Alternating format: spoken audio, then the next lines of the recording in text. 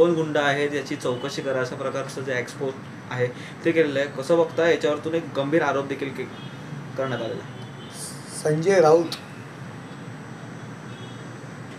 जे स्वतः आरोपी आहेत, त्यांच्यावर भ्रष्टाचाराचे आरोप झालेले आहेत, त्यांनी ते तुरुंगामध्ये त्यांना डांबून ठेवलं गेलं होतं आणि ते जामिनावर सुटले. मुळात स्वतः ते गुन्हेगार आहेत. त्यांनी स्वतः प्रथम आरशात पाहावं आणि त्यानंतर खासदार डॉक्टर श्रीकांत शिंदे यांच्यावर टीका करावी. गर्दीमध्ये वाढदिवसाला पुण्यातील काही लोक आले. त्यातील एक जणांनी जाऊन त्यांना बुके दिला आणि त्यांना शुभेच्छा दिल्या. गर्दीमध्ये आपण कोणाकडे कॅरेक्टर सर्टिफिकेट मागत नाही, तू काय आहे, कसा आहे.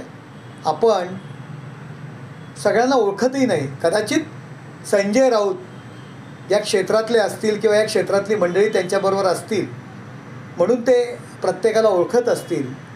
पण तू गर्दीमध्ये एखाद्या माणसाने जर बुके आणून दिला, पण ज्यावेळी आम्हाला कळलं की ही व्यक्ती गुंड आहे, त्यावेळी त्या व्यक्तीला घेऊन येणारा युवा सेनेचा पदाधिकारी जे जावळकर आहे त्याचीसुद्धा आमच्या युवा सेनेतून आणि पदावरून आम्ही हकलपट्टी केली.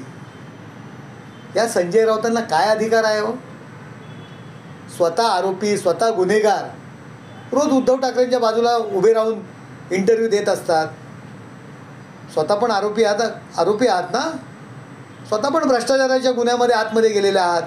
पण उद्धव ठाकरेंना म्हणायचं का की भ्रष्टाचाराबरोबर रोज बसतात, रोज बैठका घेतात. त्यांचं कसं झालं आहे, स्वतःचं ठेवायचं झाकून आणि दुसऱ्याचं पाहायचं वाकून, ही परिस्थिती संजय राऊत यांच्यावर आलेली आहे.